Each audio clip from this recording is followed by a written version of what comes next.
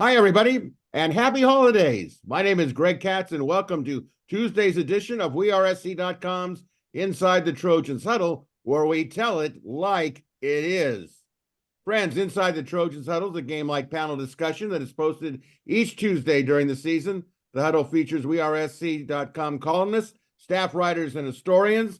We first start off with the pregame show, where we introduce our panel members for this edition of Inside the Trojans Huddle. So here they are, a WeAreSC columnist who writes WeAreSC.com's The Monday Morass, Yay or Nay, and Sunday Takeaways. In addition to regular season football and basketball reports, he also hosts his own podcast show entitled Locked On USC. That's Mark Culkin.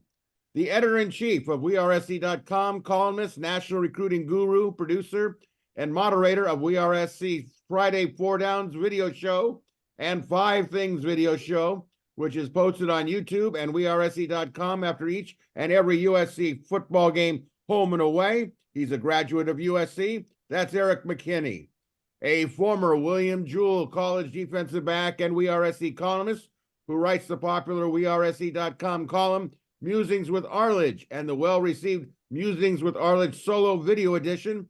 He's a graduate of the USC Law School. That's Chris Arledge. And a weekly WeAreSC columnist who writes Fridays, The Obvious, Not So Obvious, from the Press Box, IMHO Sunday, the WeAreSC.com travel guide, and an active member of the Football Writers Association of America, your moderator and producer of Inside the Trojans Huddle. That's me, Greg Katz. Folks, if you enjoy WeAreSC.com's Inside the Trojans Huddle, we thank you and strongly encourage those of you watching on sites like YouTube to click on the like and red subscriber buttons. It's greatly valued and appreciated, and it's free. You can also listen to Inside the Trojans Huddle on most available podcast sites. And friends, speaking of WeAreSC.com, we're offering the first-time subscribers a special holiday gift stocking stuffer of WeAreSC.com for 1 year at just $75. That's right, a stocking stuffer for just $75. So if you're not already a full-time premium subscriber, you don't want to miss the USC football website that really does tell it like it is. All right, let's kick this baby off. First quarter. Panel, a lot has happened since we last got together. Last Sunday, WeAreSC confirmed that Trojans' former five-star true freshman quarterback, Malachi Nelson, was putting his name into the transfer portal, which means the USC quarterback depth chart is now down to a Holiday Bowl starting quarterback of Miller Moss and his new backup, redshirt sophomore Jake Jensen. On Saturday, Trojans secondary coach Dante Williams departed USC for the University of Georgia. And what just seemed like moments later, the Trojans announced that former University of Houston associate head coach, defensive backs coach Doug Belk was named as Dante's replacement. Also on Saturday, new USC inside linebackers coach Matt Entz. North Dakota State Bison team lost in double overtime in the FCS semifinal game against Montana, and he's now ready to begin his Trojan linebacking career. He is on campus now and was at practice on Monday. On Monday, it was confirmed that corner Dominique Jackson and later linebacker Tackett Curtis had officially entered the transfer portal.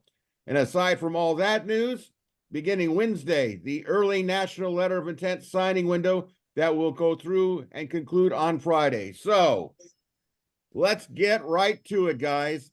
Panel, what are your thoughts and perspective on quarterback Malachi Nelson apparently placing his name in the NCAA transfer portal? What does it mean for the future? Let's start off, as always, with Mark Culkin. What is going on? Yeah, well, I would say thank you, Malachi Nelson, and don't let the door hit you where the good Lord split you. Look, I'm really surprised that we have now gotten to the point in college football where a true freshman who wasn't ready to play when he arrived at USC and apparently still isn't ready to play is saying, you know what, I don't want to play at USC anymore. I put in my time. I deserve to go somewhere else and have a legitimate shot at starting. Whether that's the case or not, I don't know why he's leaving. But from what I understand, I don't think this is really a big loss. You can't say that Lincoln Riley was playing favorites. Like I said, Caleb Williams was still the starter this past season. Miller Moss was there ready to compete after being in the program for 2 years. Any freshman that comes in and thinks that he is just going to be the next in line, I'm not sure this is a good thing. And if I'm Lincoln Riley, in fact, if I'm any head coach, I'm probably done recruiting the elite high school quarterback going forward. You don't need to anymore. Because if they're not going to stick around to be developed, and Lincoln Riley kind of talked about this after practice on Monday, what's the point?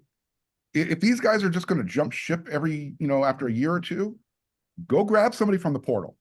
I think Coach Riley actually alluded to that. USC could be advantageous in that using the transfer portal that way. Why waste your time, your energy, and your effort recruiting these young men, bringing them in, training them, only for them to be enticed for whatever reason, whether it's NIL, more playing time sooner, whatever the case might be. You don't have the time to do this as a head coach. The game has changed way too much. So again, for me, the biggest takeaway from this is, from an optics point of view, you're thinking, all right, well, why is Lincoln Riley losing all of his elite players from his recruiting class? When you peel back the layers, is what was Malachi Nelson going to be offering in 2024? And you still have somebody coming in 2026 or 2025, depending on when Juju Lewis arrives. So big picture, I think it changes the game as far as recruiting quarterbacks goes. Short term right now, it has zero effect other than what you said. We're going to the Holiday Bowl with two quarterbacks on scholarship ready to play. Eric McKinney. Yeah, I mean, there's a lot to unpack with it. The quarterback room, as it was always constructed, you take a quarterback every year, you line them up, you've got a starter, a backup for number 2, and then clearly a guy who's 4 and developing. That's not going to exist anymore, at least in terms of having 4 quarterbacks on your roster that you eventually feel are going to be able to play for you. That's going to take a really serious balancing act to be able to do that. The decision, to me, just on the surface level of where football is concerned, with Malachi Nelson especially, feels extremely short-sighted. Extremely short-sighted.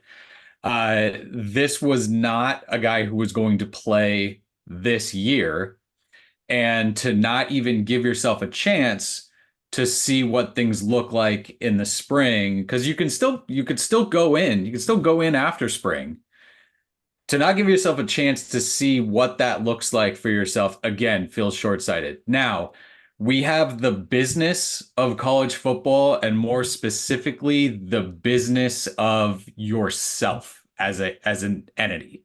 And with NIL now, you have to be able to sell yourself as a player. Caleb Williams talked about it a little bit, right? That quote, I don't know where it comes from originally, but I'm not a businessman, I'm a business, man, right? So Malachi Nelson, if he comes back for 2024, and let's say it plays out the way I think people expect, and there is a transfer portal quarterback that comes in. Miller Moss said on Monday he'd probably stay at this point. Certainly the plan would be, even if that happens, let's say it all shakes out and Malachi Nelson ends up 3 again in 2024, which, again, if you're going back to the way quarterback depth charts used to evolve, of course, right? Of course, that's how it would set up. You're the backup again, maybe number 3, and then you take your jump forward maybe the next year. But if you're Malachi Nelson, you are still that number 1 overall, I think, from ESPN, but a 5-star plus guy. You still have that tag to you right now if you go in the portal right now. If you're the number 3 quarterback at USC again for 2 years, and now the buzz is, well, why didn't you jump forward? Why didn't you climb the depth chart at all? And you're a year farther away from being the 5-star plus recruit, then there's more questions, and maybe you're not kind of the hot name or have that same buzz when you go in. So again, looking at it from, do I make the move now where my name is going to still have kind of juice and get some attention in the portal? Again, this is not a conversation we had to have 4 or 5 years ago about quarterbacks, but it feels like that maybe plays a part in a lot of these decisions right now, where you can go and if you're coming out of the transfer portal because you've seen it, you come out of the transfer portal with a deal, with an NIL deal. That's how people get you out of the portal if you come out of the portal in a nice landing spot. So it feels a little bit like maybe that played into it. And I mean, I know with some transfer guys, the coach gets slammed, right? How did you not hang on to this guy? They should have done this. They should have done that. This sure feels like one of those. I don't know what you do. He came in off surgery, couldn't play in the spring. You weren't going to jump him over Miller Moss. And so this is kind of how USC had to play this out. And sometimes you got to just say, oh, okay. And now you move on and try to build your quarterback room as best you can with it. But yeah, the immediate reaction is very short-sighted. And I don't think we know the full effect of this, because the full effect is the domino of Miller Moss, right? If Miller Moss stays, then losing Malachi is pretty mitigated, I think. If Miller then goes, then all of a sudden those two compound, and now you're in a real spot. All right, Chris Arledge, are they in a real spot? What's going on? How do you see it? They're not in a real spot yet.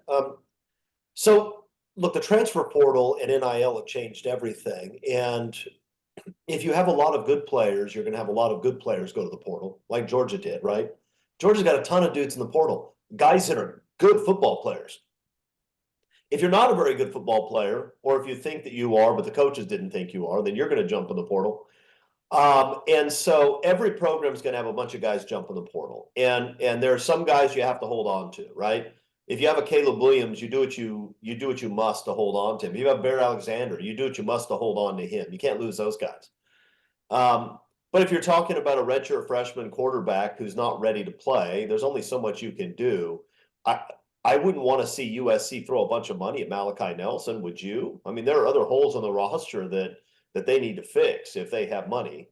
And I don't know why he's leaving, but if his problem is that he's a redshirt freshman who's been injury plagued and clearly isn't ready to play, but he thinks he should be the starter next year, then he can go away. Let's keep in mind, and this is not directed towards Malachi Nelson because I don't know Malachi. But most of these kids that end up at a place like USC, they've spent the first 20 years of their lives having people coddle them and tell them how great they are. Okay? Best player in Pop Warner, the best player in junior high, the best player in high school. And when you're 18 years old, you have grown men following you on the internet, and you have people offering you money, and you're a celebrity as a kid. And then you show up, and it turns out that actually you're not nearly as good as you thought you were. Or the coaches don't think that, and you get frustrated. And you always have somebody in your ear telling you, oh, you're getting screwed. If you just left, you could go to Georgia or Alabama. You could go to these places. You could get, Miami would give you a 7-figure deal, right? You constantly have these hangers on who most of the time don't know anything, giving you terrible advice. And you're a dumb kid who badly wants to listen to this bad advice because your whole life you've been a superstar. Most of us are not in that situation, right? Most of us, like when I was in high school, what did I want to do? I wanted to start and play okay. But I wasn't, right? People weren't flying in to interview me. People weren't reading articles about me. I wasn't that good. And so let's not lose sight of the fact that it's not just the NIL dollars that sort of warps kids' perspective, but it's the first 20 years of their existence and the people about them who are constantly kissing their butts that also warps their perspective on things. which is why it's entirely possible Malachi Nelson will transfer to a program that has 3 quarterbacks just as good as he is and be equally unhappy. I hope he doesn't, but it wouldn't surprise anybody. When it comes to Malachi Nelson, you do what you can. You're not going to throw money at him. You're not going to tell him he's going to start next year. And if he wants one of those 2 things, then he has to go. And that's fine because Lincoln Riley can replace him. And this is the other thing that he needs to remember. Lincoln Riley isn't the only quarterback coach that can help Malachi get where he wants to be. There are others out there, but there aren't a lot that are in this class, right? Lincoln Riley is in a class of very few. It's why Malachi Nelson wanted to play for Lincoln Riley in the first place.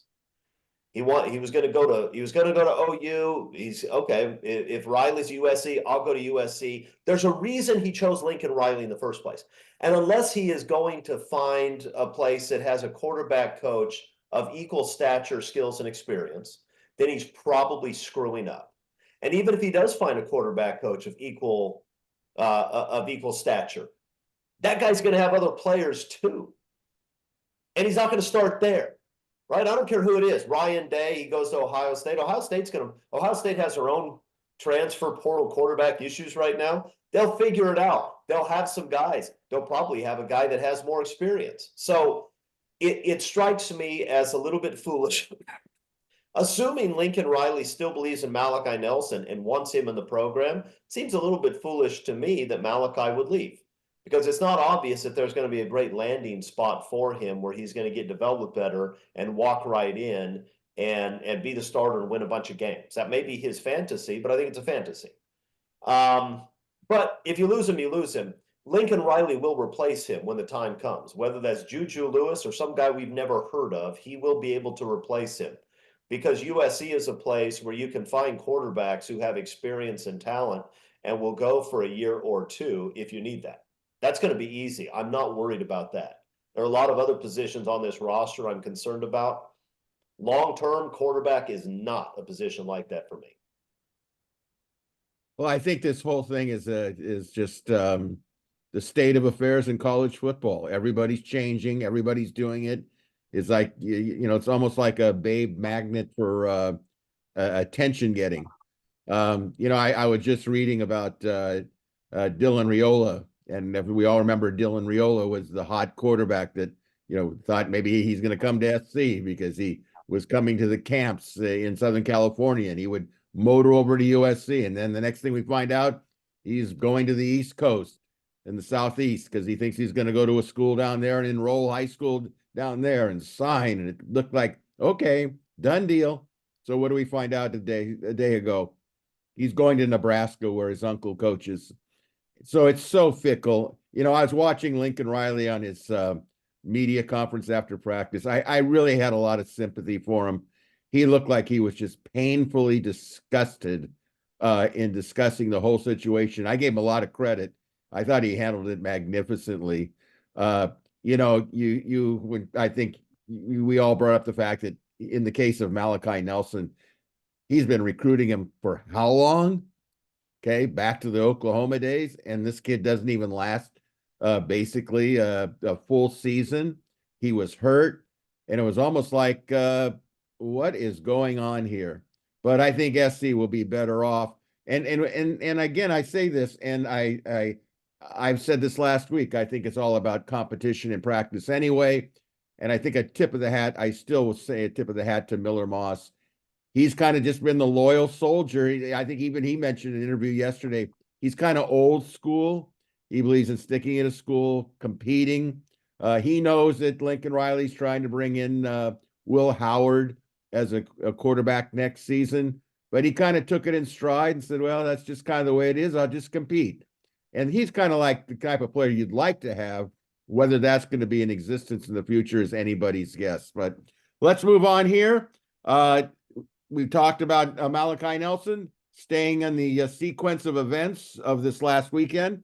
Panel, your thoughts on the departure of defensive back coach Dante Williams and your comments on Dante Williams' replacement, former University of Houston associate head coach, defensive coordinator Doug Belk.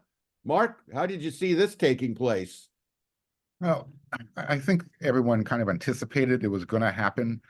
eventually that Dante was going to need to move on to it, with his career. And I think he had reached his ceiling at USC. So professionally, I think it's a great spot for him to land at Georgia. He's going to be learning from a defensive backs coach who is Georgia's head coach, Kirby Smart. And what have we all been, critiquing Dante about? Outstanding recruiter, but is he developing the talent that USC is bringing in? And that there's been a mixed bag of responses on that one, I guess is the best way of putting it. So, again, Dante's going to Georgia. He's going to be able to take the next step in his coaching career. And, it's one way of him saying, well, you know what? If USC doesn't want me anymore, now I'm at Georgia. And Kirby Smart's got a stronger foothold in the Southern California recruiting market. So it works out great for them all the way around. I like who USC's bringing in. Doug Belk, I didn't know his name. I wasn't that familiar with his name prior to him being announced. But when you peel back the layers and you look what he's accomplished so far, and then when you hear Nick Saban say, I wanted to hire him, but for whatever reason, I wasn't able to, that's about the biggest box you can check off on your defensive coaching resume. So he's already learned under Nick Saban. He's learned under Kirby Smart as a GA, and he's rising quickly, through the coaching ranks. That's the type of guy Lincoln Riley wants on his staff, somebody who aspires to, to be a head coach. And this is the second assistant coach that Riley's brought on who's taking a demotion, but probably getting a pay raise as well. So you're going from defensive coordinator at the University of Houston to the defensive back secondary coach at USC. What's not to like about that? You're showing that you're willing to be selfless. You want to do what's best for a team. At least that's the first message that I get from any coach that's willing to do that. So I like the hire. Again, it was time. I think it was time for Dante to move on. He's been around. I think, in my opinion, he's reached the ceiling. And I'm just going to call it as it is. The players under his tutelage weren't getting that much better. When he inherited Mekhi Blackman, he had him for 1 year. When he got Christian Roland Wallace, he got him for 1 year. Those 5 stars that USC was bringing in, did Chris Steele improve from year one to when he left? Damani Jackson's been here for 2 years. We can go on and on with the list and just kind of compare results. I think this is a good move for USC. You kind of have to get rid of the last pieces of that Clay Helton era and move forward. So we'll see what happens. Eric, good move. How do you see this? I think so. I think it's a good move. I think that I am tired of bringing in coaches and really just any coaching discussion where the first thing is, oh, what a great recruiter that coach is. Those days are done. Those days are done. If you look at top 10, top 15, top 20 recruits, they're spread out everywhere. They're going everywhere. You can be an unbelievable recruiter, be in on every kid in the country, and at the end of the day, 20 minutes before they sign, we're going to find out where they're going based on what check shows up. And that's it. The talk about from recruiting people about, it used to be this guy had an unbelievable pitch, was great with him. And it's still part of it. You can't just sit in your office and do nothing with recruiting. You still have to be active. But at a place like USC, you are going to have competent players no matter what your record is. USC has had 3-win teams, 4-win teams with NFL guys on it. If you can coach, if you can really coach, you have enough to work with at USC to be good. You don't always have enough to go beat the elite teams. But right now on defense, USC needs to be good. They need to be solid. And you can do that. I know we'll talk at some point. Where do we need to add? Yeah, you need players at a bunch of different spots. But you can be good as a coach with the players USC has. And that's what I like about really all 3 of these guys on defense that have come over so far, is the first thing you hear about them is they can really coach. They can coach. They are on kind of upward trajectories. Danton Lynn and Doug Belk specifically, young, and you hear, potential future head coaches kind of in going forward for them. I think that's big. I think Mark's right. Dante landed in a great spot for him. He needed to tie himself to a defensive coach like Kirby Smart. If you're not going to be the defensive coordinator at USC for an offensive coach, you need to go tag Kirby Smart or Nick Saban or someone like that to your resume, which, by the way, like Mark said, Doug Belk has that, right? So that's your upward trajectory as a defensive coach if you're not a coordinator already at this point. So yeah, Dante's going to go to Georgia and I think do really well there. Doug Belk also from Georgia, and USC has pretty clearly shown a need and a desire to go recruit that state. So that doesn't hurt at all going into Georgia and trying to bring players out of there. So I think it's another kind of check mark on Lincoln Riley being serious about playing good defense. I mean, we've every offseason, it feels like, you see the names start to pile up with defensive coaches every time there's been a change, and you talk yourself, hey, this could work, this guy, all this kind of stuff. And then we've seen the results. So you're still pretty far away from, guaranteeing, yes, this is going to be great. But when you look at kind of what goes into the hires and how it works, you can see so far the reasoning for a lot of these things to this point. And so I think, yeah, so far you're checking off kind of the idea that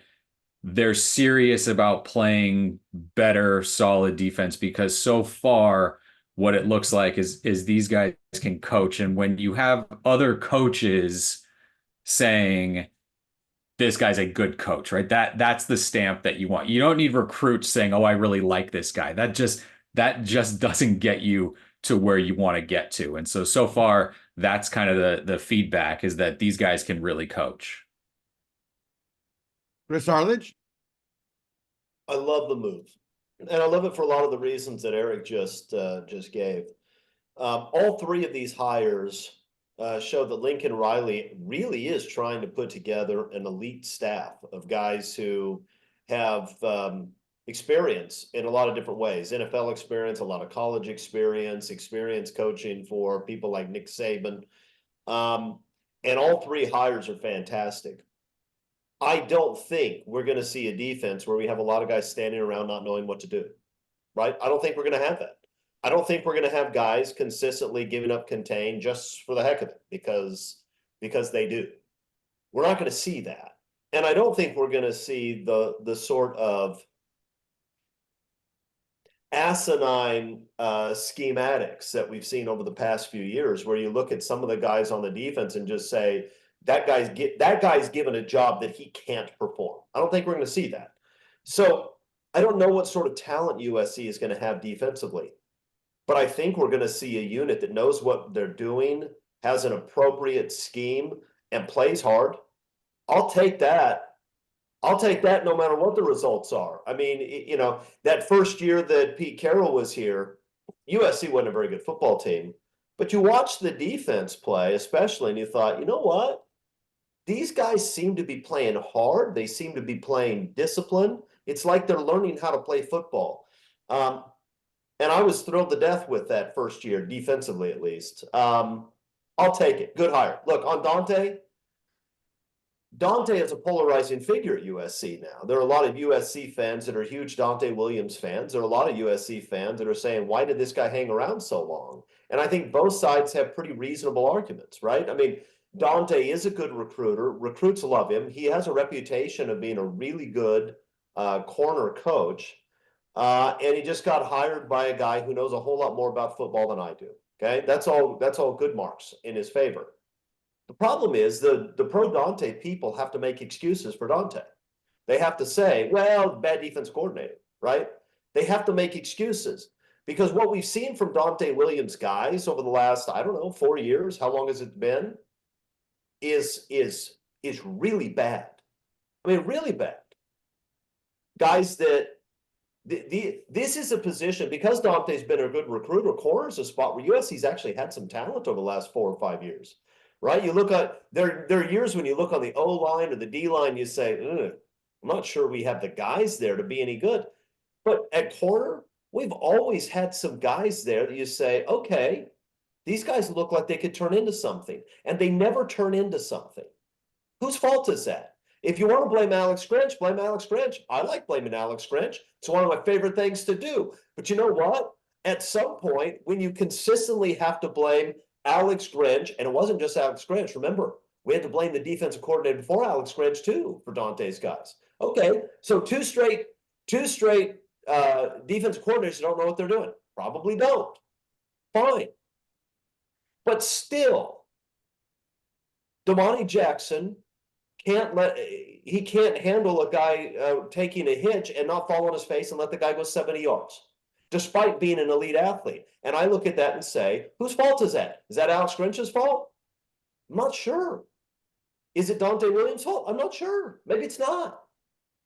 But I'm tired of people having to make excuses for Dante, to tell me, no, Dante's an amazing coach. He's a great coach. No, his players don't play very well, and they haven't for years, but he's fantastic. Fine, let him go be fantastic somewhere else, because I'm sort of tired of watching what we've been watching over the last 4 or 5 years, and I've had enough of it.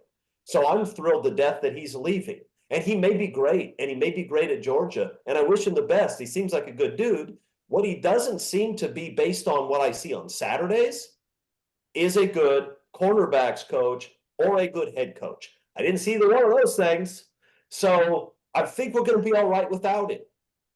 Obviously, we're going to talk about one of his guys in a minute, so I'm not going to go into it right now. I'm just saying, all of the Dante fans, the 50% of you who are listening to this, who are angry and you're typing your comments right now about how I don't know anything, maybe I don't, but you watch the games on Saturday, tell me I'm wrong. Tell me it looks like our guys were good. The two guys who have played well were guys who played 4 years for somebody else and then stepped in with a ton of experience. Okay. I mean, did he help those guys? Maybe. Maybe Dante's niche is that he's really great with guys who have 4 years of college experience, and he can take them from being good players to being even better players. That's fantastic. And maybe he'll get a chance to do that at Georgia. But it seems to me what we need at USC is somebody who can take pretty good high school players and make them pretty good college players. And I haven't seen that in 4 years. So I'm glad Doug Belk is here. Well, I think it's a win-win for Dante, because Dante will go to Georgia. They'll do well. He'll do well. And he'll get to learn from Kirby Smart, a protege of Nick Saban, kind of like what Mark alluded to that about Doug Belk, when you got on your resume that you were basically a grad assistant at Alabama under Smart and Saban. You obviously were trained to know what you're doing in that position. And that's something that Dante didn't have. Now, when he was at Oregon, you know, he walked on water. SC got him for all the reasons that have already been explained and how it worked out.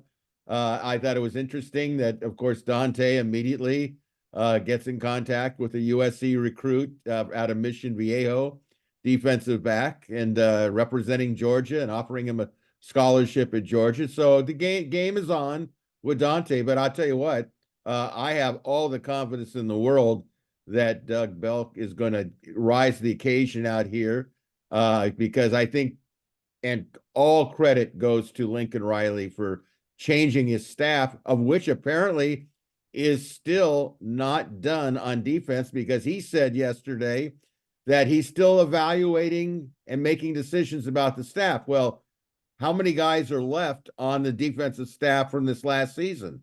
Unless my math is bad, which it probably is. There's only 2 guys left. One is Sean Nua, right? And he's a defensive line coach. Manning and Odom, there's 3. Okay. But correct me if I'm wrong. Technically, Odom isn't Odom on his way out, or is that not the case? I mean, nothing's been reported on that, and he's coached other things before. So no, I mean, he doesn't, there's nothing about a different landing spot for him. Like, the assumption was that because Matt Entz is listed as the linebackers coach, but at this point, I mean, Taylor Mays is still your official safeties coach. And then, yeah, Odom and Sean Nua and Roy Manning are all still on staff. how Well, many head coaches go are ahead, Mark. staff right now? What's that? How many assistant head coaches on defense does Lincoln Riley have on his staff right now? Yeah, I would imagine that maybe Roy Manning's I mean, the titles are all, you can be a run game coordinator, you can be an associate head coach, you could tag anything to necessitate kind of whatever pay scale you need to match for guys. And there's titles like that all over the staff. I imagine they'll all have something like that added next year too. It's all very interesting. Obviously, it's not settled. We're going to find out after the Holiday Bowl, I think, where it's all going to land. So it's definitely going to be interesting, that's for sure. Speaking of interesting, on the outgoing transfer portal front, the latest revelation, of course, in this tumultuous weekend, we learned that corner Dominique Jackson and linebacker Tackett Curtis are officially going into the transfer portal. Guys, your thoughts on these two players leaving? Probably more emphasis on Tackett Curtis, I would suspect. But Mark, what's your shakedown on this? Look, with Domani Jackson jumping into the transfer portal, I get that. But same with Tackett Curtis. First of all, Domani, second-year player, started every game last year. I understand that his position coach is leaving town. I get it. But if you're not going to follow him to Georgia, which, sources out there indicate that he's not, why are you leaving? Eric talked about this, when we were talking about the quarterbacks. Why are you not waiting at least until the end of spring? Meet your new secondary coach, say hello to him, find out what it's all about, what kind of scheme he's going to be able to teach you. And this kind of goes back to the whole Dante Williams thing.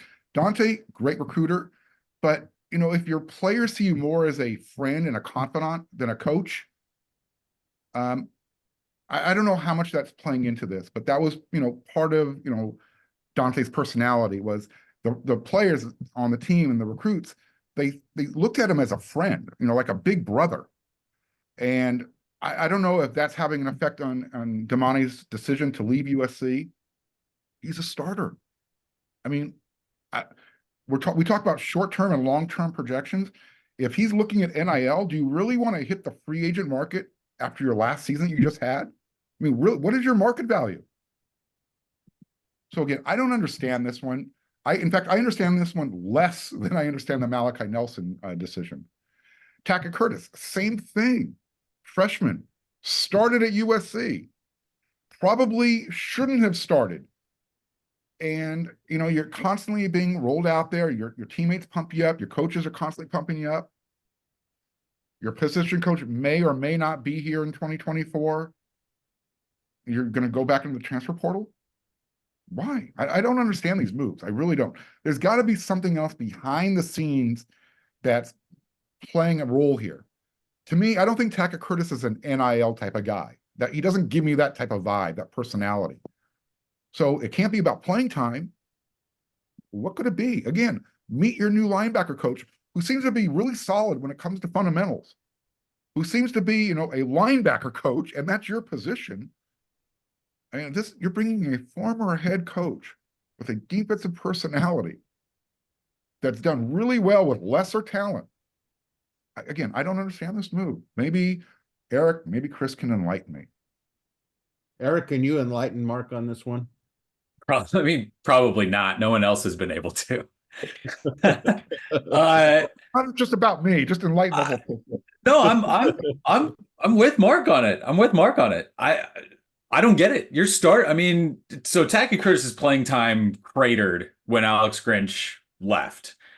But these are both guys who pretty clearly had their commitment to USC maybe not tied specifically to their position coach, but they both played a big part. Again, we've speculated about Brian Odom, his potential longevity at USC. Dante Williams is out. And it was one of those things that always nagged at me a little bit about Dante Williams, is that he clearly tied, again, known as a fantastic recruiter, clearly tied guys to himself, right? Like he was bringing guys in. There was always the worry, well, if Dante goes, all these other players are going to go. And it's like, well, then what are they what are they doing at USC?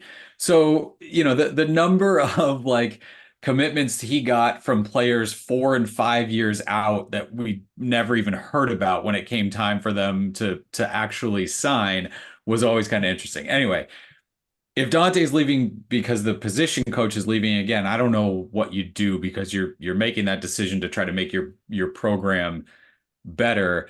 But these are two guys that played a lot. And yes, there were huge, significant holes in both of their games. One hole that they're not going to have next year is experience and seeing a little bit of it. And that's fairly sizable at this level. And when you talk about room depth, you want guys who have played a little bit and you want to see what they can do with new coaches. I don't think that either one of them stands here right now and specifically says, you know, I'm the best player at this spot. I'm the clear number one guy going into next season. But you need depth and you need players, and especially young guys with multiple years left. You don't want to see those guys go into the portal and have to replace them either with, you know, a 1 year guy or high school recruits who are going to take a little bit of time to see that same amount of playing time that both those got last year. So yeah, it's confusing. It's confusing to me that both of them specifically would jump in before spring. But I also think, again, you get too far away from when you were the buzzy high school recruit, and it does hurt your value when you go in if your film is not great or if you don't play a lot next year. And based on maybe having new coaches come in and based on what they did last year, it wouldn't be a massive shock if USC kind of recruited over them in terms of veteran guys to come in and play. So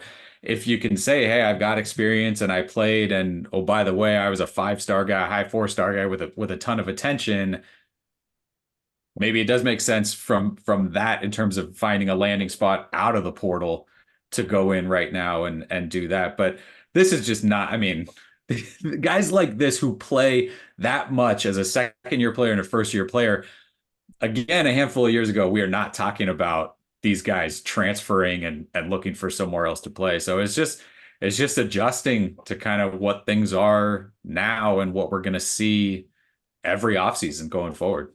It's the lack of consequence. They have to sit out. That's the whole thing. There's no consequence of transferring. Chris? So I don't know why these guys are leaving, and that makes it difficult to comment on whether or not it's a good decision for them. If they're sure they don't want to be at USC next year, they should transfer now so they can be at spring practice at their new destination, and that's fine. There may be non-football reasons, for all I know, that they want to leave. Tackett Curtis comes from a tiny little town in Louisiana. He comes to LA. He may not like it here. I don't know that. I don't know anything about it. You know, I played my first year at Occidental College. I played. I probably would have started my sophomore year there, and I knew that.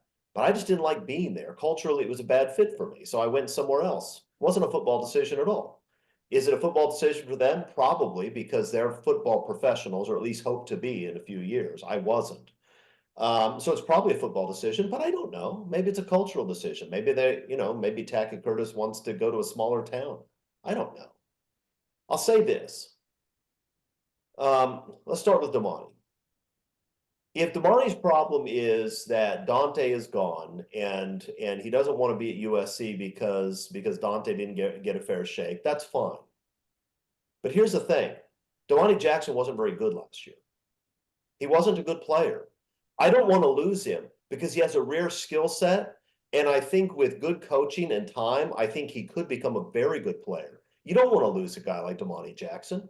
And you don't want to lose a guy like him because he is so well known and well thought of with kids who were a few years below him in high school when he was at Mater Dei. So you don't want to lose him. And I don't want anybody to construe my comments as saying I'm glad he's gone. I'm not. I did not want him to go. It was not good news. But the reality is he wasn't very good last year, and he needs to make a substantial jump in performance if he's going to play at any other blue blood program. When people started talking about him following Dante to Georgia, my first thought was, what are you talking about? He's not going to play at Georgia. You know how much better he would have to get between now and September to play at Georgia? Damani Jackson didn't know what he was doing. Maybe that's Damani's fault. Maybe it's Dante's fault. Maybe it's nobody's fault. And he's just a guy who needs more time to develop. I don't know.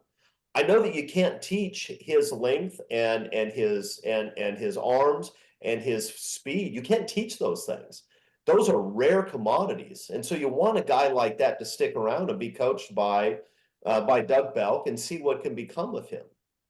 But if Damani's perspective is that, he's already arrived and somehow it's not fair because he's not getting a lot of NIL money, then don't get abused by a true freshman wide receiver on national television for an entire half of football.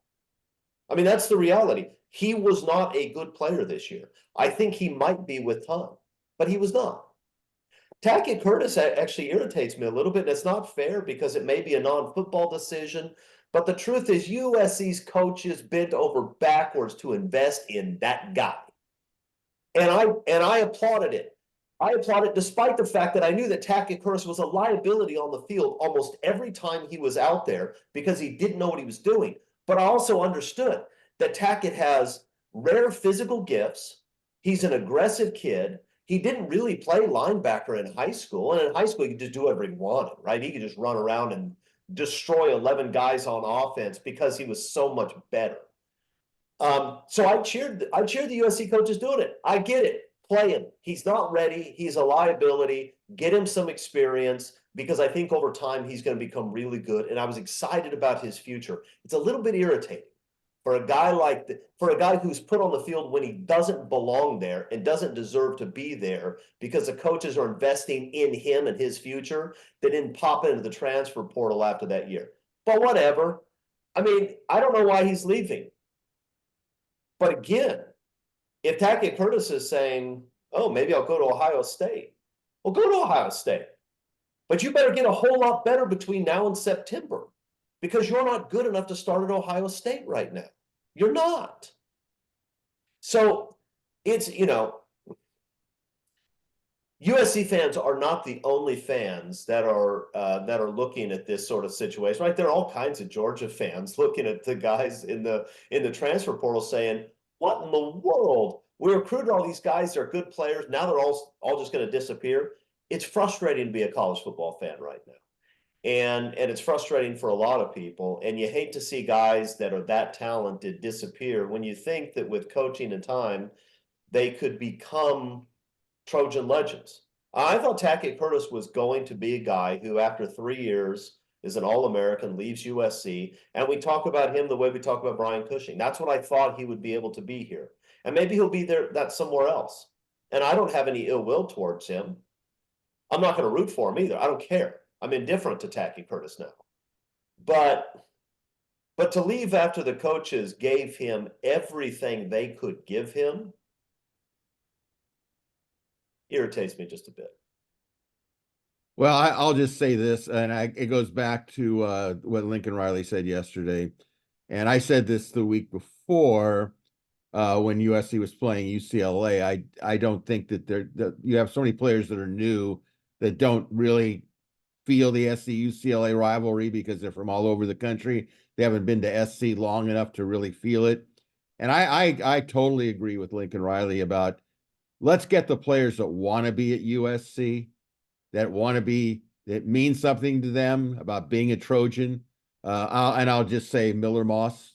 I know his mother taught at USC, but he wants to be a Trojan. He's not looking for a way out. He's looking for a way how to handle it.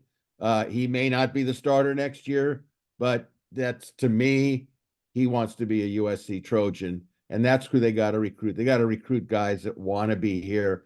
And boy, I think Lincoln Riley hit the nail on the head on that one. So this has been a long first quarter, definitely quality discussion. Let's end it with this. After all we've already just discussed, here comes National Letter of Intent early signing window, which begins on Wednesday, ends on Friday.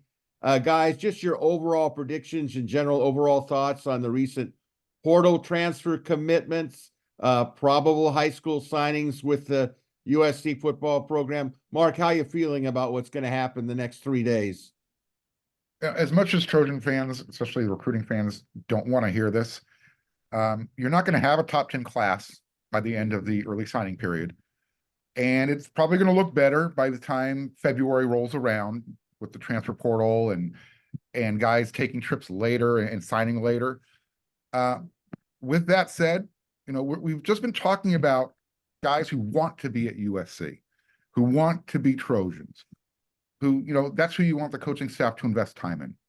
Well, maybe that's the type of player to go after. The guys who aren't the elite 4 and 5-star guys. I know, look, we've had this argument before. It will go on till the end of time.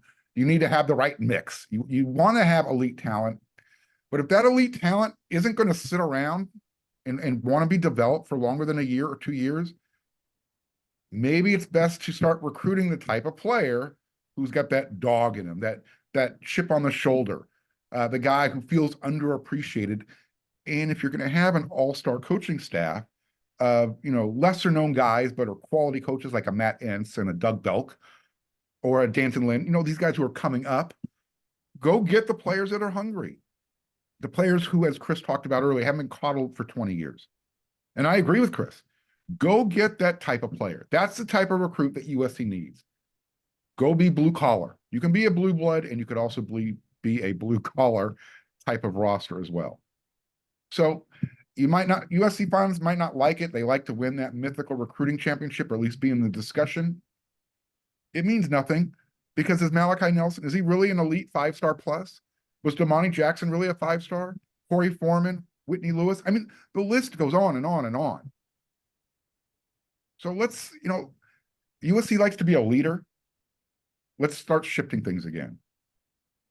That's how I look at it. Eric, how do you look at it? What's going to happen this week? What's your forecast here? Well, there's already 21 verbal commits, so there's not a ton of room at this point to add a bunch more. I like what USC has done to close it. It's big guys on both sides and projectable big guys on both sides. If you're not going to get the 5-star guys, which USC did not in this class, you need to get guys again who are going to stick around and are going to develop. Some of these guys are the place you go. I mean, you look at what Arizona has done and Oregon State has done and those kind of schools. And these are a lot of the guys USC has kind of, no. We're going to take the name, and then they don't develop. Now, the difference is that you have to get the elite players to be an elite program. You have to. It's easy to name the 5-star bus. It would take forever to name the 3-star bus. Forever to name the 3-star players who did not develop into great players. It's, again, because you knew the 5-star guys, it's easy to then list the misses on there. And it's true, if you went and handpicked just a 5-star team and a 3-star team and put those teams together, it might be comparable, because you do have a select few 3-star guys who turn into big-time college football players and NFL players. You do. You are going to miss far more often on 3-star guys. It's just the way it works. So if you put together a class of 25 5-star guys and 25 3-star guys, the 25 5-star guy class is going to be better every single year. USC has to get to where they are recruiting and keeping 5-star, 4-star players. Now, you've got guys in this class. Jason Zendemela is a phenomenal offensive lineman. Marcellus Williams is a phenomenal cornerback. Cameron Fountain, phenomenal defensive end edge kind of defender. You have guys in this class who are potential stars. And when you look at what that 2023 class did, which is kind of this same mix of what you're going to add here in this 2024 class, that 2023 class was unbelievable. Now, you had those top end guys in Zachariah Branch and Deuce Robinson and a few of those guys in that class that this one doesn't really have. But I think you're okay with this mix of guys coming in, and it's a lot of guys that you want to add. You have to do more in the transfer portal. There's 4 guys right now. We have to kind of quit, oh, this guy is the answer. He's a bona fide star in the portal. I think there's some competent players coming over and guys that can help you right now just defensively. And then you have the long snapper, which again, you need to shore up those kind of positions on special teams. And so that's going to be a key addition that obviously doesn't get talked about at all. But again, you have to do that. So I like the guys that they've added specifically late, right? And edge a couple pretty talented defensive linemen where you're trying to get bigger there. And then I think an offensive lineman that again would go to Utah, and in 5 years you're wondering why this first team all Pac-12 guy from California didn't look longer at USC. So I think I like the mix of where they're going. Ultimately, look, USC has to play better football. They have to play better football. You don't get to get the 5-star guy when you're playing the way USC has played. So you put together a competent coaching staff, you play solid football, you win some games. I don't think at this point a national championship in 2024 we're going to be talking about, but you win games, best foot forward, you show people you're serious about playing football again, and that's when you start to creep up the recruiting rankings for USC. At least that's what kind of feels like the plan right now. So again, a solid class with some players to really celebrate. It's not going to be a headlining signing day like USC has had in the past. Chris, your perspective?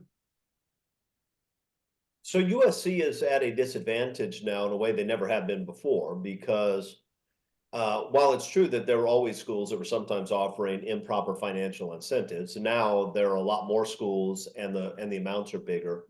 And in this new world of NIL, at least as it is right now, USC is a have not a have.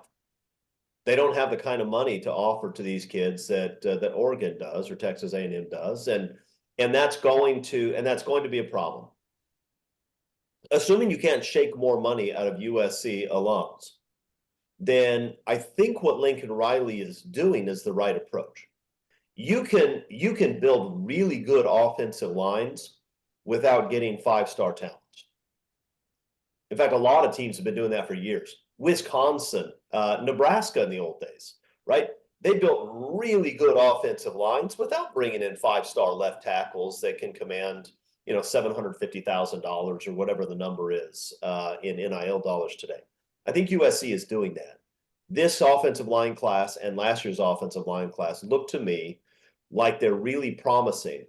And they're probably guys who are going to stick around because they can't necessarily jump in the transfer portal and get huge dollars.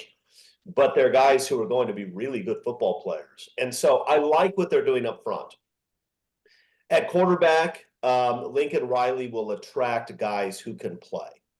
And if you can get a Juju Lewis and sign him, then you do it. But if you need to go and get somebody out of the portal that has a year left or 2 years left, you do that, and it's fine. And then you have to hit on a handful of elite skill position guys. If Zach Branch or Deuce Robinson were to jump in the transfer portal today, I would be very, very upset. Because you have to have those elite talents that can make it, that just because they are better than anybody else on the field can make things happen. And those two guys next year, and especially the year after that, that's what they're going to be, right? These are going to be first-round draft pick talents. So the things they're doing right now, I think, are the things they need to be doing to build a really solid offense going forward. I don't have any problem with it. Would I like for them to sign 5-star offensive linemen? I would, but you can be fine without that. Defensively, you need to coach better and play better than they played if you want to land a lot of guys, number one. But I think the coaching better is going to happen. I think the playing better is going to happen. And unlike offensive line, where you need to keep guys together because it's hard just to pull in a few guys and stick them together for a year. We saw that this year. On defense, you actually can do that. You pull a couple of stud defensive linemen out of the transfer portal, and they can jump right in and play well right away. They don't have to be familiar with the guy next to them. And so if USC is playing fundamentally sound defensively, and if they do a good job of finding the money that you need to pull a Bear Alexander or two out of the transfer portal every year, then I think they can play competent defense. I don't know that they can compete with Alabama or Georgia or Ohio State or those programs until they fix their NIL situation. I'm just not sure they can. And it may be that they can't fix that. I don't know. I mean, it's hard to compete with the Yankees if you're the Oakland Athletics. And USC, to some extent, is the Oakland A's right now. They're looking for value because they can't necessarily compete with a school like Oregon when it comes to check writing.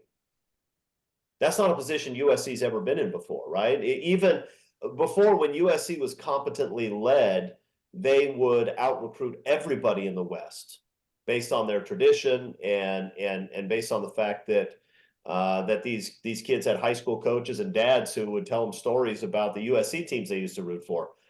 Those days are gone.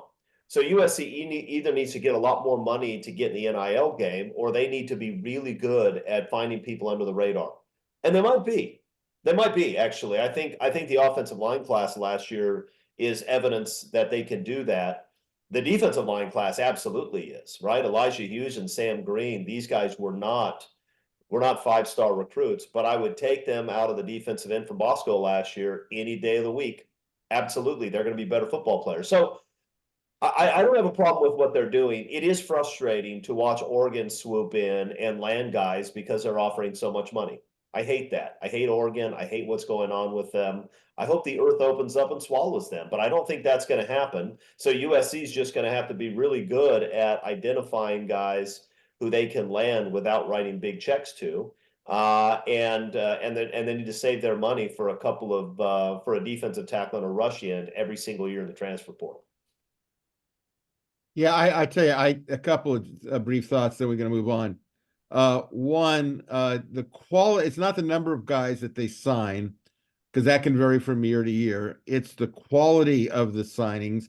I know that SC right now is, I think, number 5 on the On3 Big Ten rankings for 2024, but their quality of player is right underneath Michigan, which is important. And I kind of laser in on offense and defensive linemen because SC is going into a physical league. In order to survive it and challenge it, they need physical offense and defensive linemen. So I kind of hone in on that. I also was just absolutely euphoric listening to Lincoln Riley yesterday say, we need to get players out of high school and then fill them in with transfers.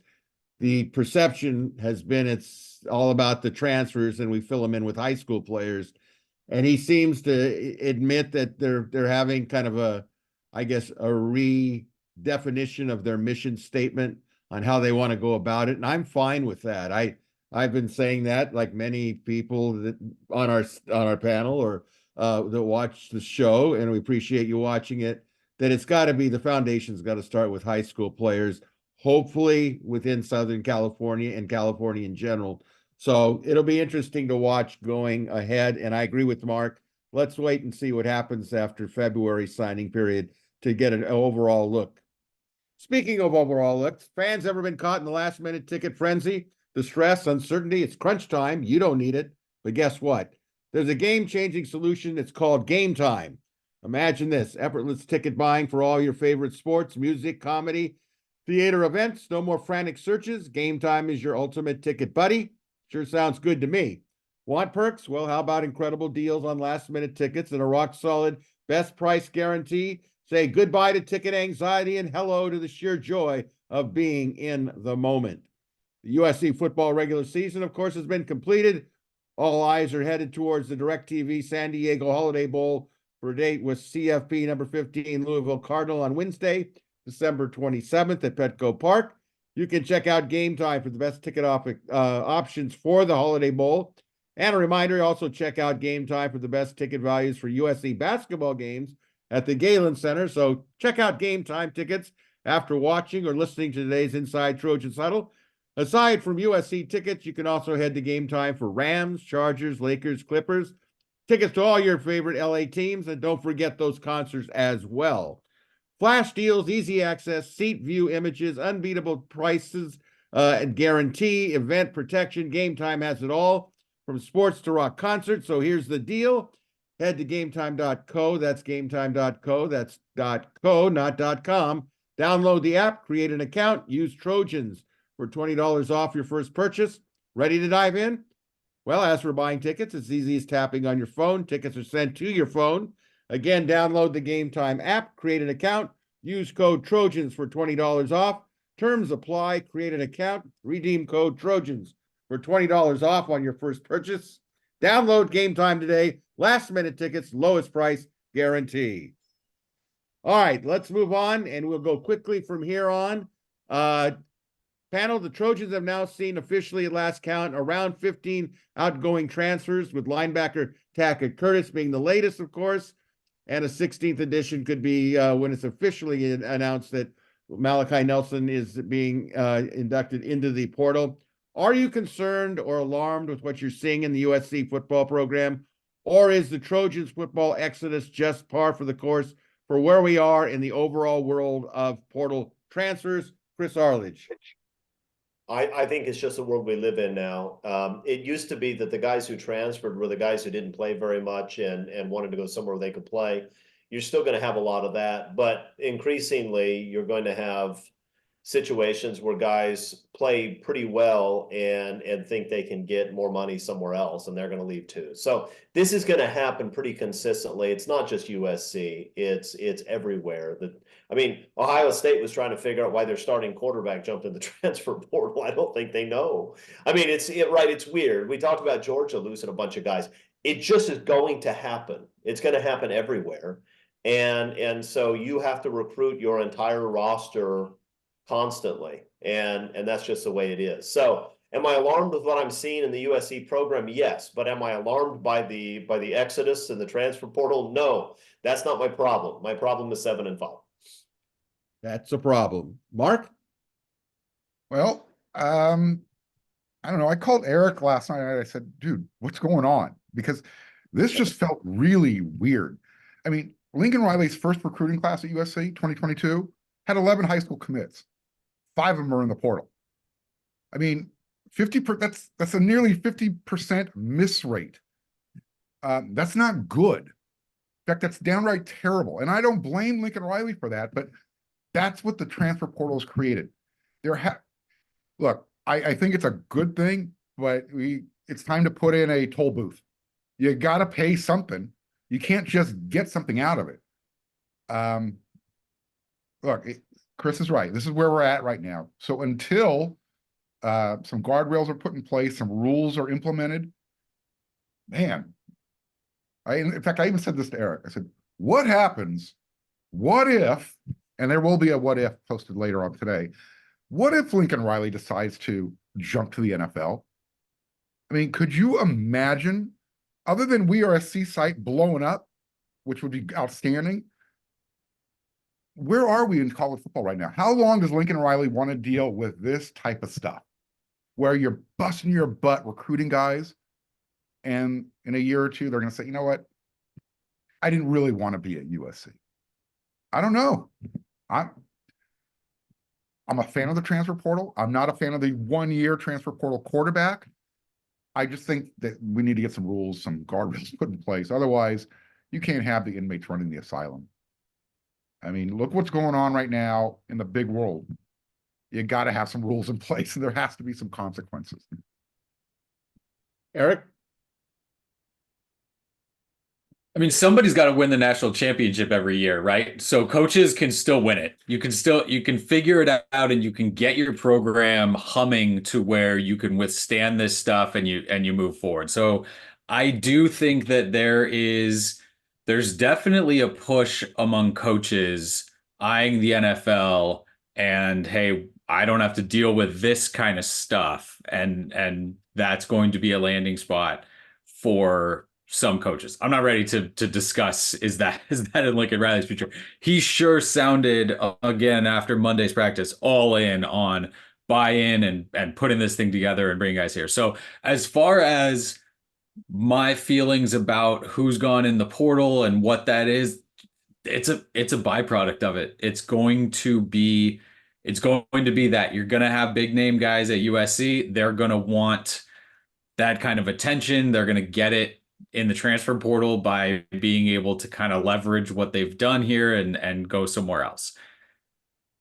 I will be alarmed if a guy shows up named Branch in the transfer portal. There's a few guys, right? So you need to hold on to the young offense and defensive linemen. Those are not, if you're at a point like, I mean, I know Oklahoma probably ends up okay, but if your entire offensive line flees into the transfer portal, if you lose all that secondary depth at your offensive line and your defensive line, and USC's had a couple guys from both of the lines go in during this transfer portal opening, but right now you're still fine there. I think that's when alarm bells start ringing, because you can go get skill guys. You can go get skill guys, and you're not going to hit on every one of them, but you're going to feel more confident in bringing a guy in like that than if you have to say, oh, we need to build our entire two deep on the defensive line or on the offensive line in the transfer portal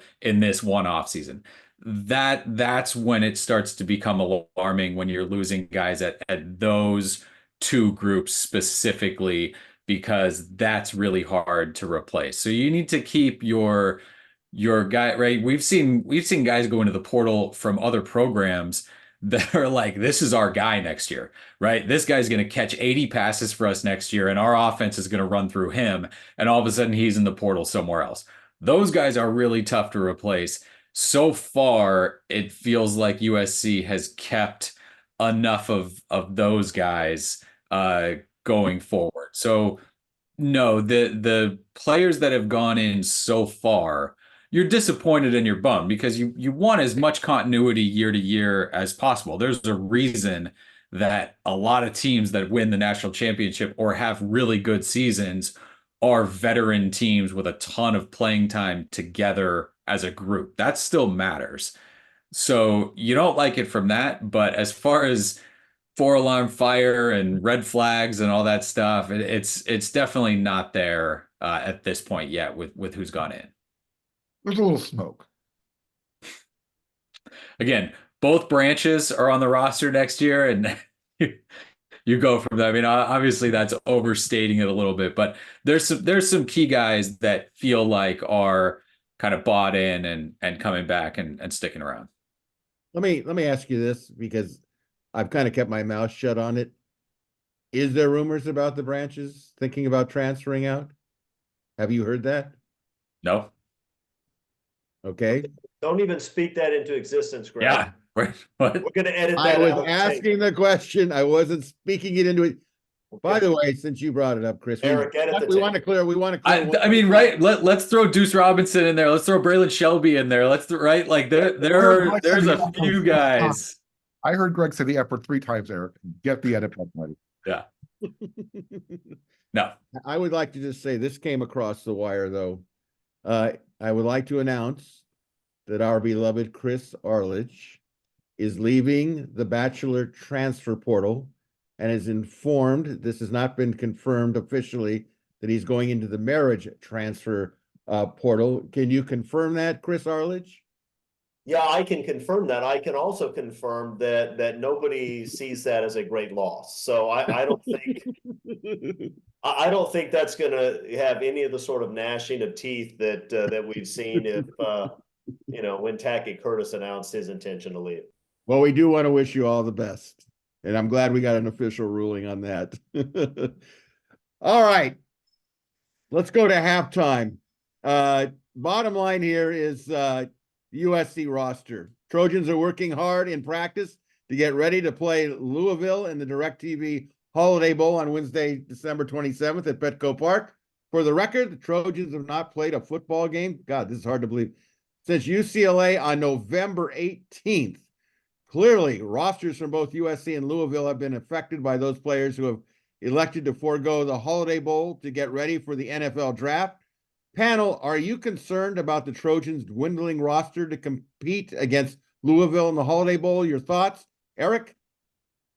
Yes, yes, full stop. I mean, yes.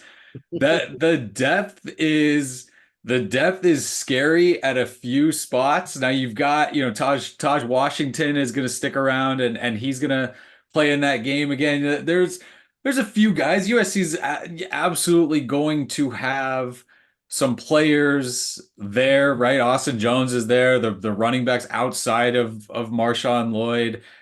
You still have, Dorian Singer and the young wide receivers. Michael Tarquin didn't end up starting at the last half of the year, but is a veteran there, is not there. You've got the cornerback depth is scary. You're losing a linebacker. So yeah, I mean it's one game, right? And so you figure you get through that. If this was the roster for, to finish out the season 2-3 games, it would be terrifying. But yeah, USC is gonna be without depth at a few spots that you'd want to take into kind of any type of regular game. Chris, you got any eligibility left? We might have to suit you up. What's your thoughts on this? I don't have any eligibility left, and I'm pretty sure that would both be bad for USC and for my health. I'm going to nitpick you. I'm not convinced that USC played a football game against UCLA on November 18th. I'm not sure they played since September against Stanford. But look, obviously USC's losing a bunch of players. You say, am I concerned about it? Not really. Largely because I'm not concerned about the Holiday Bowl. And I'm going to watch it. I'm going to hope we win. But let's be honest, the reason you have so many guys skipping the game is because it's a game that nobody thinks is important. And it's not. Well, do I want USC to win? Yes. If USC loses to Louisville, if they go out and compete and lose to Louisville, does it change anything about how you see the program going into the LSU game next September? It does not. So it's a 7-5 football team that has lost the number one player in the upcoming NFL draft and a bunch of other dudes. That sounds like a football team that's not really very good. And that's sort of what I expect to see against Louisville. I don't expect to see a football team that's very good. But Louisville's probably going to have their own depth issues. Everybody does in these second-tier bowls. So, I don't know. Go out, see if Deuce Robinson can catch an 80-yard touchdown pass and if he can play solid defense. Mark? Yeah, I'm with Eric. There's not a lot of players out there. I mean, and you're looking at just from a health standpoint. Football's a pretty violent collision-based sport. So you're already going in with only 2 scholarship quarterbacks. You've got 3 running backs. Great news that Taj Washington is going to stick it out and play. I think I also heard that Chris Thompson Jr., although in the transfer portal, is going to suit up and play. So that's good. I mean, you like that, but the fact that USC is probably going to have less players than a travel squad on a road game, that's a little concerning, I think. Again, if you've got the receivers now, where's Malachi Lemon playing? Why was he wearing the Cardinal colored jersey yesterday at practice opposed to wearing the white jersey at playing defense? Malachi Lemon might be the number 3 quarterback in this game. He might be the number 1 or 2 guy at 7 different spots. So yeah, I'm concerned, but to Chris's point, this game doesn't mean anything. So hopefully everybody gets to play. Everybody's going to get a participation trophy. I'm looking forward to the Holiday Bowl, not for whether or not USC wins or loses, because I want to see 5 freshman offensive linemen.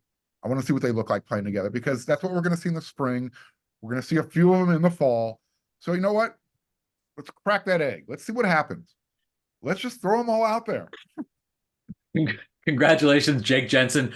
Go take a few snaps. With Philip Moss, right? You're be the starter. This is what you're sticking around for. He did say he's going to be here for the spring. He didn't say what he's going to be doing after the spring. I'm kidding. I will say this. Like Mark, I am actually looking forward to watching the game for all the reasons that have been said. I want to watch Miller Moss. I want to see Deuce Robinson. I want to see Branch. I want to see creative game plan. I want to see those offensive linemen. I think as a football purist, there's a lot of reasons for me to watch it. I don't want them to lose. I don't want them to go into the off season at 7-6 because that's all that anybody will be harping on. They're 7-6. Lincoln Riley's now 1-5 in bowl games. I'd like to see that disappear for a while. So I think there is an importance. And I think the guys actually that will play, they'll play hard because they want to be in there. They're Trojans. They're happy to play. And I think there's something to be said about that. All right, a reminder, USC football fans, following the conclusion of each and every USC home and away football game, including the upcoming Holiday Bowl, WeAreSC brings you 5 things, a timely game analysis from moderator, WeAreSC editor-in-chief Eric McKinney, along with columnist Mark Culkin and myself. And a reminder, friends, we strongly encourage those of you watching the Inside the Trojans Huddle on sites like YouTube, click the like and red subscriber buttons. It's greatly valued, appreciated. It's free. You can also listen to Inside the Trojans Huddle on many available podcast sites. Be sure to check out WeAreSC.com. Become a premium subscriber. All right, second half. Time for the Big Ten lightning round. Panel, respond to the following 10 questions with quick responses. We'll go in this order. Mark, Eric, Chris, myself. Question 1. Here we go. Yes or no? Will the Trojans' early signing period class be ranked in the national top 15? Mark. I was just looking to see where they're ranked right now. They're number 18. I'm going to say they're going to be number 15. All right, Eric. No. Chris. I say no. All right, I'm going to be optimistic. I'm going to say they'll hit 15 with a surprise or two, maybe. Question 2, yes or no? Will there be a surprise commitment or decommitment in the early signing period this week? Mark. Sure, yes. Eric. Anywhere? Yes. At USC, I'm going to say no. Chris. I'm going to say yes. We don't have a day that goes by without a surprise these days. Commitment was part of that answer, Eric. You couldn't be wrong. I'm just going to say I already knew that was happening. So that's my cover.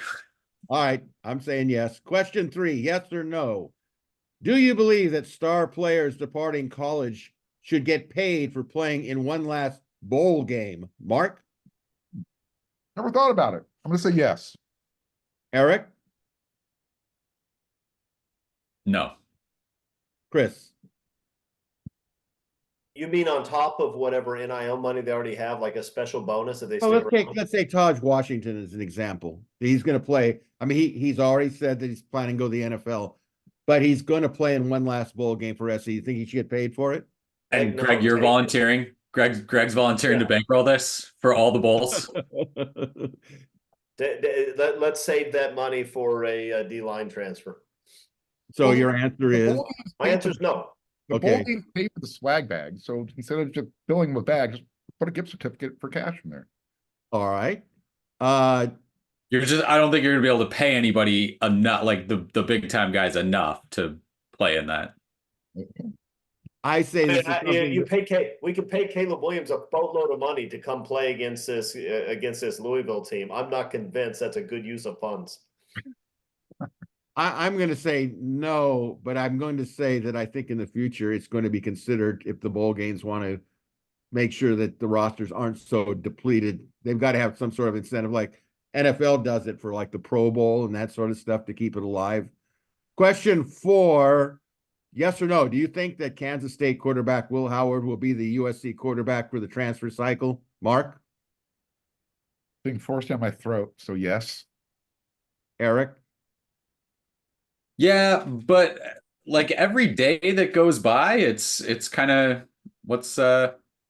But yeah, I mean, ultimately, yes. Chris? Yep. I say ultimately yes, but I wish he'd announced it already. Question 5, yes or no? A current USC player in the transfer portal will withdraw his name and will be on the 2024 Trojans football roster. Mark? I'm going to say no. Eric? I don't think so. Chris? I think no. I say no. Question 6, the biggest surprise performance in the Holiday Bowl will come from the offense or from the defense? Mark? Because I don't know what the surprise is going to be. I'm going to say the offense. Eric? Sure. Yeah, offense. Chris? I think the defense is going to play all right. I'm going with them. All right, I think it's going to come from offense. Question 7, yes or no, with Malachi Nelson heading to the transfer portal, will USC sophomore third string quarterback Jake Jensen see playing time in the Holiday Bowl? Big question. Mark? Sure. Yes. Eric? Look, nothing against Jake Jensen, but I hope not. Miller Moss sat. Oh, that hurt. No, Miller Moss sat and watched game after game after game after game where he should have been able to go in and get mop-up time. I think he deserves a full game in this one as USC's quarterback. Sure, I mean Jake Jensen could take some snaps, but just in terms of that, like if they pull Miller Moss early and he doesn't get a full game, it's gonna feel a little strange. Unless if he's getting just absolutely beat up, then yeah, get him out. But otherwise, let's give him a game. Chris? So McKinney is anti-Jake Jensen. One, he doesn't want him to play unless the quarterback is getting physically abused, then he does. Sorry. You've got to be anti-somebody. You can't just root for everybody, I'm not right? anti, You got to I'm pick someone. anti-Oregon, but I'm not anti anybody on the USC roster. Come on now. I should have thought about that. Yeah, you're right. You're right. Wow, controversy in the Holiday Bowl already. I think he will get a couple of snaps. I mean, I hope that the game is kind of out of hand and he can play. All right, question 8. Yes or no, the USC team in the Holiday Bowl will all be wearing matching colored football shoes and socks. Mark? No. Eric? You don't think they all of their money in the swag bag, they all went out shopping together and bought shoes and socks together? No, some guys are wearing the yellow, the gold tights and all that kind of stuff, right? Isn't that how it always is? Spandex. So your answer is? Probably not. No. Okay. I mean, no, Chris? because we know, right? Tyler Robles, the walk-on kicker, wears those like neon kicking Orange. shoes, right? So he always throws that question off. Chris? The answer is no. Apparently, Tyler Robles is going to screw it all up. And I can tell you that I won't notice one way or the other. And Chris's anti-Tyler Robles just hatred comes out here. Huge Tyler Robles fan. I don't want him to get beat up the way you want Jensen to get beat up. Right. Who knew? Who knew? Question 9, yes or no? Caleb Williams will be on the USC sidelines to root his teammates on in the Holiday Bowl. Mark? Yes. Eric? I think so, yeah. Chris? I'd be surprised and disappointed if he wasn't. Yeah, I think he'll be on the sideline. I think he will. All right, question 10, the bonus question. All right, guys, fill in the blank. In my lifetime, the greatest holiday gift I've ever received was what, Mark? Family show. Can't go there. Oh, Wow, that's pretty intriguing. Eric? When I was little, I got a baseball bat for Christmas that I thought was like the most expensive thing that anybody could buy in the world. And I'm okay saying that because my wife won't watch this, and so I'm okay not picking something that she gave me. Wow, good political comment. Chris? I don't know. The first thing that jumped in my mind when I read the question was the year when I was about 8 years old and I got a football and my dad and I went out and played catch right after we got done opening presents.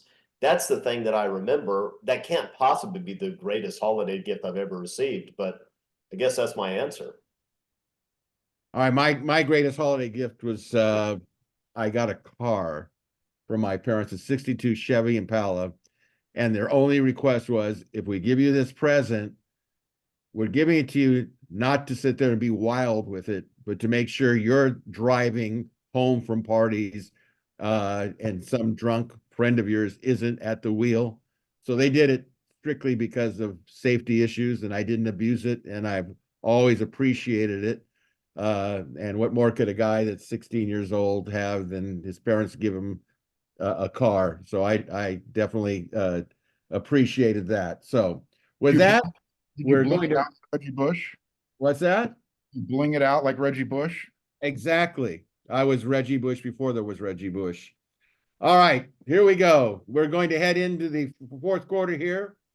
But as we do traditionally, we light up our symbolic torch, our symbolic WeAreSC Coliseum torch, which is a tribute, of course, to USC home games.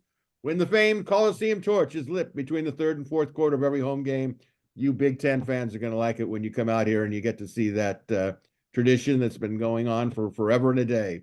So while the torch burns, a reminder to all you recruitaholics, especially with the next 3 days coming up, don't forget to watch WeAreSC.com's weekly video recruiting show, Recruiting Roundup, with nationally respected Scott Schrader, the best in the business, and host Dylan Brazier. And a reminder as well to watch Friday's 4 Down show with moderator Eric McKinney, along with myself, bringing you the latest info on USC's next opponent, which will be, of course, Louisville, sponsored by Prize Pick. All right, we go into the fourth quarter. Time for viewer questions and answers. Here we go. Question 1 from Trojans Fan in the Valley panel. Your thoughts on Dante to University of Georgia and Belk in as SC's new defensive back coach? I think we've covered that. Do we lose recruits due to this? What are your thoughts on Belk's track record on recruiting and player development? Does anyone want to add anything that we haven't already talked about on this? Going once, going twice. No, he was at Houston. I don't think they were like rolling in 5-star guys, but Houston sent more DBs into the NFL draft than USC has the last couple years. Ouch. Got a And couple there are of a lot of good high school coaches to know in that area. Absolutely. Absolutely. By the way, do you know, Go ahead. Eric, do you know, did Georgia want Belk first or Dante first? How did that timeline shake out? I'm not entirely sure, but I know that they were both in that mix. Interesting. Interesting. Question 2 from Gubo and Palanca. We must beat Louisville. If we lose to Louisville and then LSU, that will be 7 losses out of our last 8 games. What kind of blue blood is that? Comment? A struggling one. But if I had to pick one of those 2 games, it wouldn't be Louisville. Thank you. Well, we don't want to see them lose to either one of them. I think LSU is going to have their own challenges too. They're going to have to get a quarterback. So, and it is the first game of the season. As we know, anything can happen in the first game of the season. So, You're going to be Malachi Nelson. there's a thought, right? Wouldn't that be ironic? That's saying. I hope we see a video of Malachi dancing with Brian Kelly then. That'd be amazing. I think I'd rather not. Question 3, SC fan in Florida. Hey guys, always look forward to your views and comments each Tuesday. It seems many fans are expecting the new DC to turn the defense around in a year. What are your realistic expectations? Now he's got 2 questions, so let's start with the first one. What are your realistic expectations? Not be ranked in the triple digits. To play fundamentally sound and look like Yeah. you know what you're doing. And I do Careful. think that will happen. I mean, I don't think they're going to be a top 5 defense, but they're not going to be a bottom 10 defense. They'll know what they're doing and they'll line up and they'll play hard. That would be a great turn of events. It's all we wanted. Just be middle of the road defense with a Lincoln Riley offense. Is that too much to ask? Well, I think that's not where you want to get eventually. But yeah, in year 1, I think we're all on the same page, right? Year 1, play like a recruit and coach can show up to a game and go, "Oh, I see what they're doing. That looks competent." And that's it. And you have the guys to do it, and I think you're going to have the coaches to do it. But yeah, you're not right. You're not gonna show up, and you're not gonna shut out Penn State and shut out Michigan, and you're not gonna be a top 5 defense in year 1. You might shut out Penn State. They don't score many points. That new coordinator is pretty good going there. If James Franklin can stay out of it, but I don't think you're gonna have the same UCLA rise. UCLA got a really cushy schedule, and he walked into a really advantageous position in terms of where the strengths were for that UCLA defense, which are not where the strengths are for the USC defense. So expecting the exact same numbers and trying to compare apples to apples on that, I think is unfair to Dan Lane when you look at what to expect from him. But no, in terms of expecting a night and day difference between USC 2023 defense and USC 2024 defense, yes, that is the expectation for sure. Circle your calendar when USC travels to Iowa in 2025, because apparently it's No, on. I was coming here. I was at the Coliseum. There you go. Kirk Ferentz, he threw it out there. USC has a target date. Well, that sounds exciting. Somebody will finally be excited to watch an Iowa football game. They've been unwatchable for the last decade. He called USC out. I saw it. Maybe he should find somebody other than his kid to coach their offense and score a touchdown every once in a while. For those viewers that don't know what you're talking about, what did Ferentz actually say? He doesn't like stats. He likes wins. Well, So I there's don't- out west coming to the big conference that it's all about stats. He looks at wins. He must be looking at the last SC Iowa game that SC played. He's not looking at the Orange Bowl when they got their ass kicked. Oh, did I say that? All right, number 2, SC fan in Florida asked, with Nelson going into the portal, how many QBs do you think Riley will have on the roster for the 24 season? Additionally, do you think this will have any effect on recruiting skilled players in the future? Example given, when Riley was recruiting Nelson, Nelson said at the very beginning he was told, I was his guy, unquote. Seems he wasn't Riley's guy for very long. Thanks for your comments. I really like all of what you do, except, well, even, well, you know. I don't know what he means by well, you know, but somebody. McKinney. No doubt about it. Eric is very controversial. Out of the Yeah. closet, he's a Dick Jensen hater. Yeah, I don't have with he told me I was his guy. That's just through the recruiting process. That means I'm not going to recruit 3 quarterbacks at the same time as you. And he was obviously all in on Malachi. It's Malachi's turn to be all in on Lincoln Riley, I think at this point is where that falls through a little bit. As far as the number of quarterbacks, you've got to walk on probably 1 or 2 at this point. I think the guess is, or the question is probably scholarship quarterbacks. I think 3 right now, unless if you can convince maybe a 2023 quarterback or even a 22 to come in and maybe develop a little bit and get a year in that system. If they're not going to land out of the transfer portal in a starting spot somewhere, then maybe you can get a 4th scholarship guy, but feels like 3 right now. All right. Question 4 from HUD SD. I don't know if SD is San Diego, but thanks for your outstanding weekly forum. Well, thank you, HUD SD. Question, since we all agree that NIL is a shortcoming right now at USC, what are your opinions about what plan might work to cause this to substantially improve? Are there examples of strategies being used that have resulted in much stronger NIL programs at other schools? And could that possibly be used at USC? Okay, what do you think? I know that winning football games and a Heisman Trophy got the Galen Center built. So I don't know, maybe that's just the simple answer. Start winning again and get other people more enthusiastic about opening up their wallet. Yep, it's all about winning and momentum. And you have So to there are things, right? USC has kind of 3 NIL divisions right now. You've got Conquest Collective and you've got House of Victory, which is kind of the one that a lot of the Lincoln Riley and Jen Cohen kind of throw their weight behind. And then you've got Tommy Group, and they're all sort of operating independently.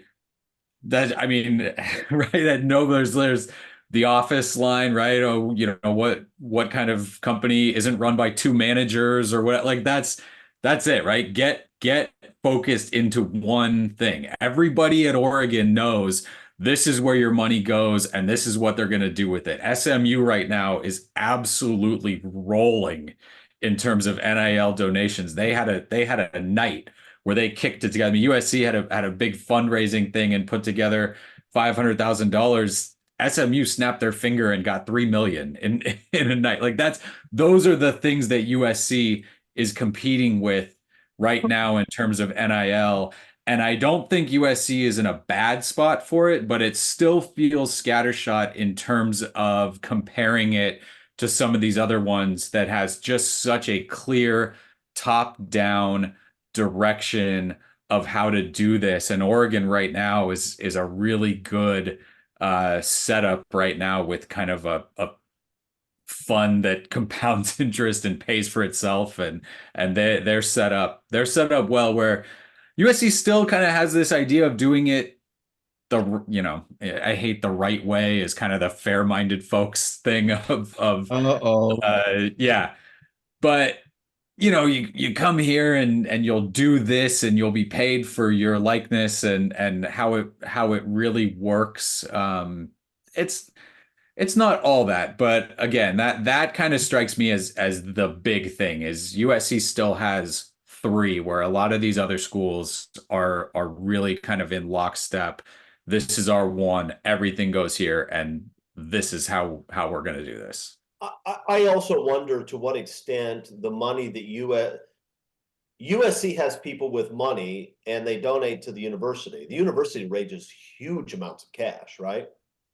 I'm not sure that the university is all that anxious to see some of that money diverted towards paying high school kids who can run really fast. And at Oregon, I don't think there's that problem. One, because I mean, really, you're going to give to Oregon academics. What does that even mean? I mean, you're talking about a school that is barely accredited. But at USC, they actually do care about raising money for the academic side. I don't know that that the people at USC, other than Lincoln Riley and maybe Jen Cohen and a few others, would be all that thrilled if the people who have a lot of money and are associated with USC started giving a lot of money to left tackles. I'm just not convinced that they want to. I think that they want that money to go somewhere else. And if you're Phil Knight and your whole brand is sports and that's what you care about, then you're going to give a ton of money to the athletic department. He probably gives money to a library too if they have one there, but it's not the sort of thing where there's this sort of competition. Whereas USC, I think they're trying to divert money from the giant donors to other things. You've got a big old facility that you're trying to build right now, and a bunch of facility projects going on. Oh. All right, question 5 from T-Bone in the Valley. What is the panel's thoughts regarding the following? A superior D-line makes the secondary look better, or superior secondary makes the D-line look better? In other words, if you had to choose what you want more, and as an aside, do any of you play or have played any musical instruments piece? I'll start off. I think you start off with a superior defensive line to speed up the quarterback, so that he doesn't sit there and scout the secondary, and finally do what Caleb Williams does, find somebody who's open. And as far as for me playing musical instruments, my mother was musical prodigy, played in the Hollywood Bowl, passed the genes on to me. I've played the electric guitar since 4th grade, also play the piano. And my son, he's a professional musician. He's starting off on a 24 spring tour that includes the continental United States, and I think he has 8 dates in England, Leeds, Manchester, London. So pretty musical background. He's taken it to a whole new level. What about you guys? What is it? Superior D-line? What was the question again? Yeah, I don't want to upstage you, Greg. I can play chopsticks on the piano, and it sounds pretty close to, I think, what it's supposed to sound like. Sure, absolutely. I would be. Funds on the recorder. Yeah. All right. I did. I'm a terrible guitar player, but you just claimed to be a musical prodigy. What you said was your mom was a musical prodigy and she passed those genes down to you. So right. I think for new subscribers, you should send them some videos of you doing musical prodigy type things.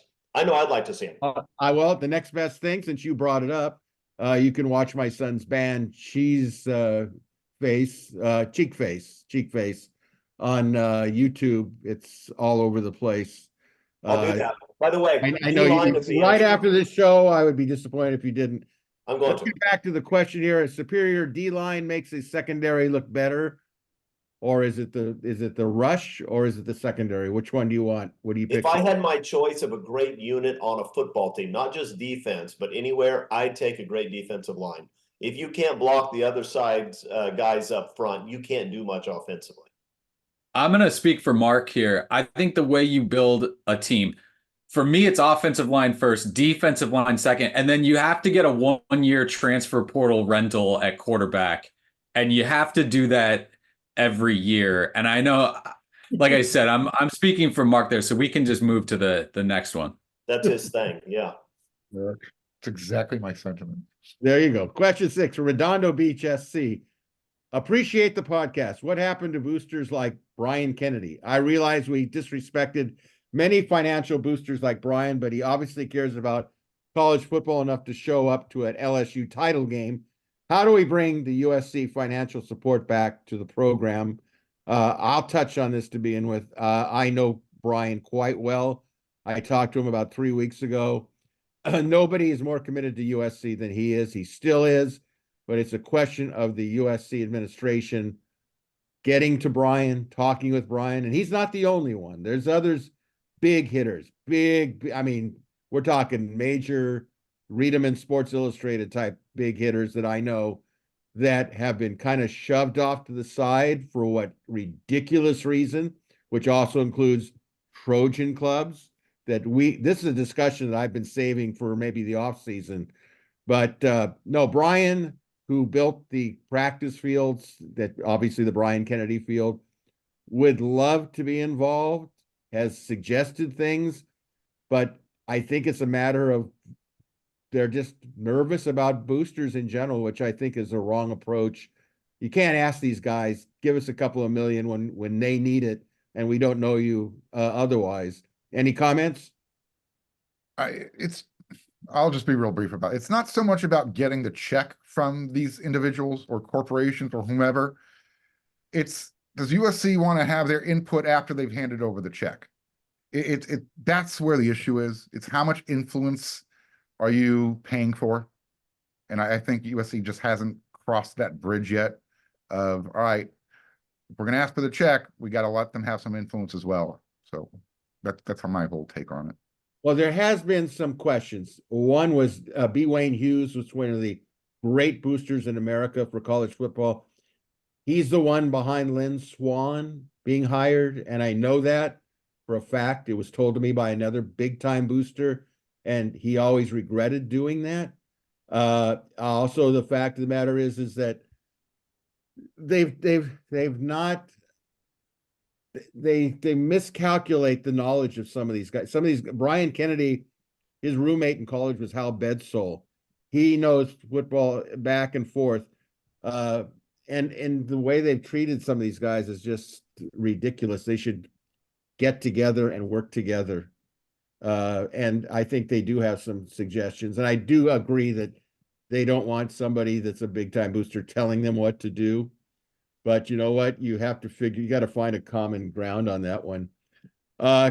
Question 8 from Davinus. As a columnist, what would you say your identity is? Mark, do you feel you have an identity when you write? I like to stimulate thought. How's that? Okay, Eric? My identity? No, I just write the story. You guys are the columnists. I don't do a ton of columns. Chris? My goal is not to stimulate any thought. Chris's goal is the Clockwork Orange scene where he just wants your eyeballs forced open and his words to just slam into your brain. You know, since you that's what I get. That's what I get when I read your stuff. So you're doing great. As the cane comes across your head. Eric, since you brought up my identity is I try to write an article that has Eric ask me at least one question, such as, do you really want to include that? And oftentimes the answer is probably not. And I do that about 50% of the time. I would like to add one thing. Eric, you've seen A Clockwork Orange, right? I can't remember if I've seen the whole thing. Well, Certainly those bits and people that have pieces. watched it, I've always thought that the guy that was the lead in it looked exactly like Mick Jagger. And Malcolm next time you watch it, you tell me if you think he looks like Mick Jagger. I think my identity is I'm just being me. You don't have to agree with what I say, but I do tell it like it is as I see it, whether you agree with it or not. I have no problem with that. But I think being yourself and it's very easy to hide behind a handle and say, I think Greg Katz knows nothing about football or comments. I'm sorry I said that. Why do you keep bringing it up? Well, I had to get that in there because it's pointed at you, of course. But I think for those of us that have been writing and on this site, I think there's no question that we tell it as we think it is. And I think there has to be some sort of respect at some point to say, hey, these guys, they're exposing who they are to an audience that may or may not disagree. It's very easy, like I said, to hide behind 23 Blast or Mike from Ventura or what have you. And I hope that will always be kept in mind and appreciated. We're human beings just like the rest of you. We have a little bit of insight. Some of us have a lot of insight. A lot of it, I'd say 90% of, Mark, you might agree with me on this one. Certainly, Eric, probably 90% of what we actually know, we really can't, for obvious reasons, put it in print or say it. Otherwise, we couldn't get out the other 10% to you on it. But I think your identity is who you are, in my opinion. Question 9 from Karen in San Clemente. This is a good one to wrap up with. Where will the panel be celebrating Christmas this Monday? Mark? I will be in Arizona. Christmas isn't really my thing. Okay. Holiday just passed, so. Okay. Eric, what are you doing? Keystone, Colorado, apparently. Who's in Keystone, Not Colorado? sure. Nobody. I was not Not sure. involved.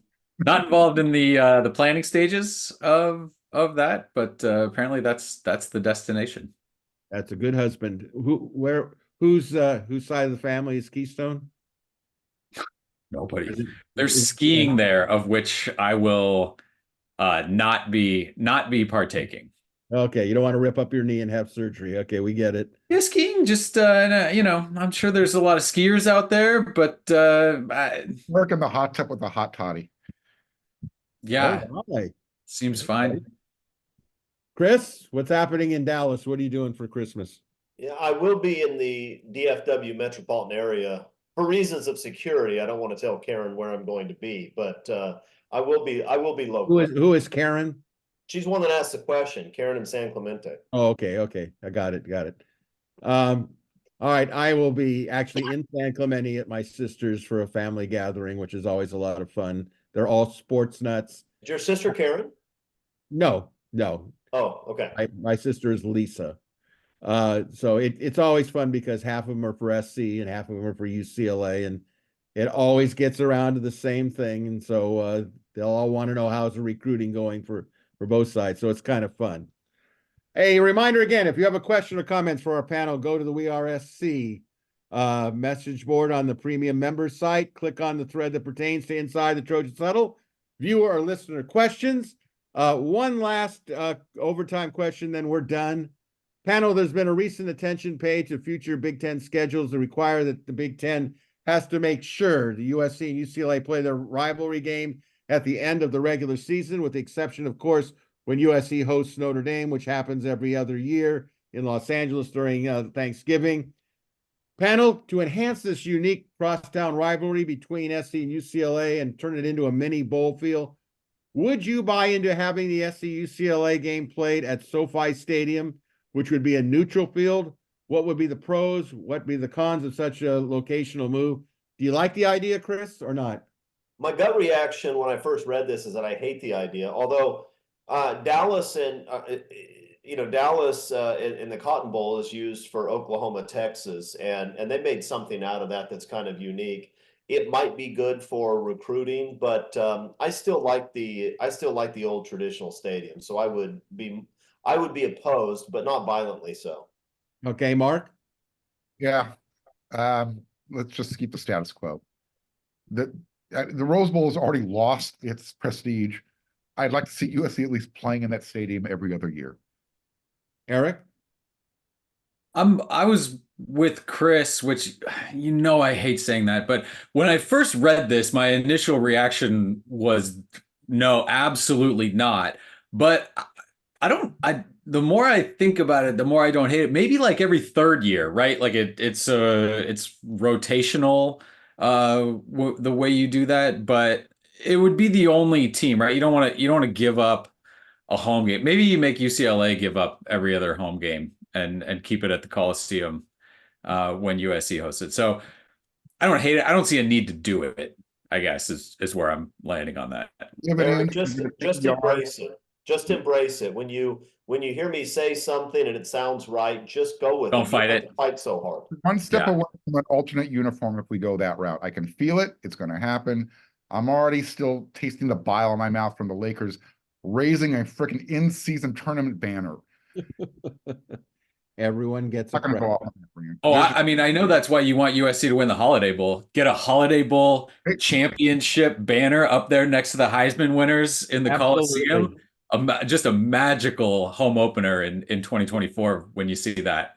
We want to keep college football a little traditional, right? Let's keep it at the Coliseum. Let's keep it at the Rose Bowl.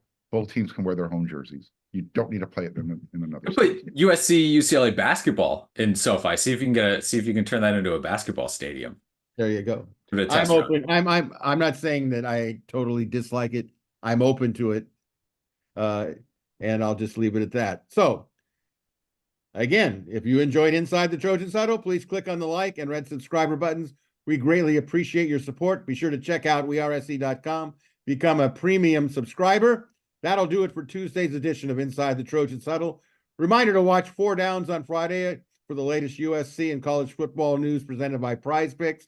So until next Tuesday, big thank you again to our great panelists, Mark Culkin, Eric McKinney, Chris Arledge. Special big thank you to all of you for watching or listening to Inside the Trojans Huddle. Have a great week and weekend. So until next Tuesday, on behalf of our Inside the Trojans Huddle panel, this is your moderator, Greg Katz, wishing you all a very Merry Christmas. Hope you had a great Hanukkah, and reminding you to beat the Cardinals and fight on, everybody.